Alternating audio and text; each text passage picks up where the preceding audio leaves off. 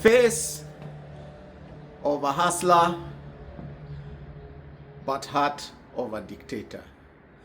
Before the 2022 general elections, President Ruto presented himself as a man of the people who would fight for the Mama Mboga, Wanjiko, Boda Boda, and just the common mwananchi. But we failed to see the theatrics. We failed to analyze President Ruto using the Constitution or even digging into his history as a very good student of the late President Moi, who suppressed speech and who ruled for 27 years. He ignored the ICC cases, even the matters of land grabbing of Western Hotel, all these things. We say this man is talking our language and he's our man. And I think this is a mistake we did because he ignored what they are calling now the red flags that were already there. There were red flags, but we ignored the red flags. And this is a mistake we cannot afford to make in the future. Here in Australia, they are very compliant in terms of a number of things. If you are going to get employment, you must provide police clearance, and what they are looking at is your history, criminal history. You must provide a first aid certificate.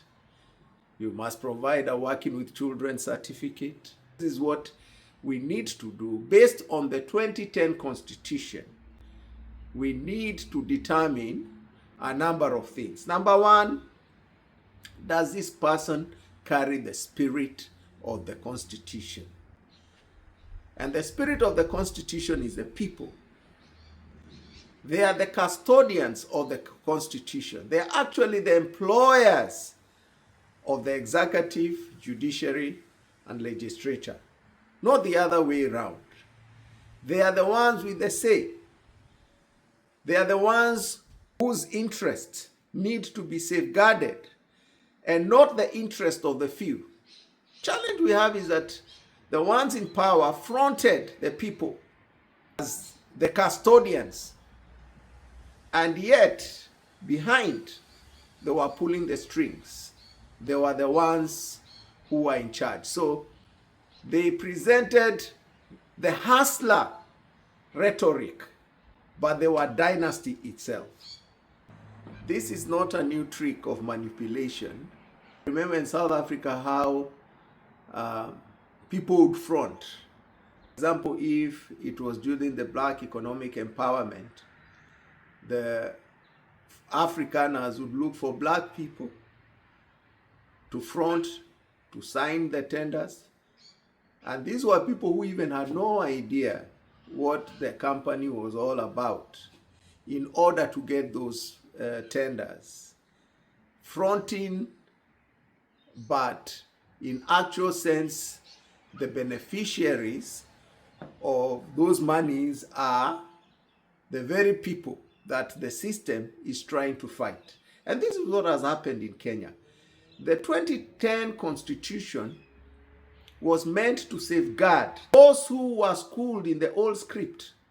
Somehow have come into power, have used the very Constitution, the language of the new Constitution to get into power. But in essence, it is to continue with the old script. This is where the problem is, because the very, very thing that he told us about Uhuru Kenyatta, Raila Odinga, and he has become part of it. So we, the people of Kenya, we cannot afford to get into the same mess. We must make sure we do diligence. State capture must be dealt with. Make sure the person who comes into power use the Constitution and will make sure that it is implemented. The evolution will not just be on paper, it will be a reality.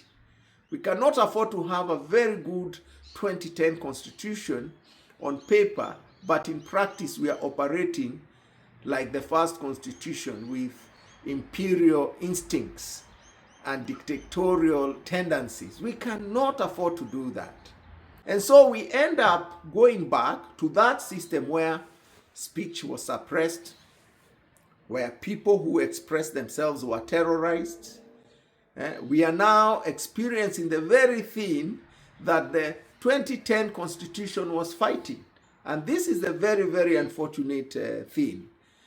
And so I'm not against Ruto as a person. What I'm against is the spirit that is carrying that we fought during Sabasaba many, many years ago. The very thing we wanted to get out of when we were fighting the Moi regime. It's not the person. We were fighting that spirit of suppression, that spirit of corruption, that spirit of state capture, that spirit. Those were the things that we were fighting. And now I know that one of the good gifts that President Kibaki gave us was the 2010 constitution. Apart from free education and a good economy during his time, the 2010 constitution was a gift. We cannot afford to continue operating like a spineless country while we have a very good, strong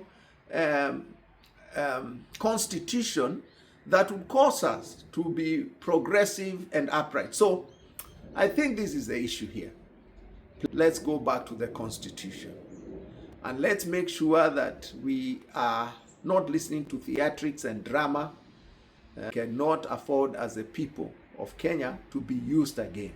Tumetumiwa vibaya kwa muda mrefu. We the people are sovereign. Sisi ndio tutasema. Tusidanganywe tena ama kutumiwa tena vibaya. Enough is enough. Kutumiwa vibaya imetosha. Ongea kama Mkenya. Inabidi turudi katika katiba ya 2010 na tuhakikishe wale wanaingia serikali wanatekeleza. Si wanaingia huko alafu wanasahau kazi yao. Kazi yao si tu kusema watapatia kazi ya vijana ama barabara hii imetoka sijui Keroka imeenda wapi. Wakati huo wanatuambia hivyo ama wanatuambia affordable housing. Wakati mali kubwa imeporwa, imewekwa mifuko. Si hivyo tunahitaji. Tunahitaji watu wanatekeleza katiba na pia wanashughulikia wananchi. Wanawajibika na wanaangalia maslahi ya wananchi. Hivyo ndio katiba ya 2010 inaweza taka tufanye. Kwa hivyo mbarikiwe sana na muwe na wakati mwema. Thank you very much for listening. God bless you. Bye.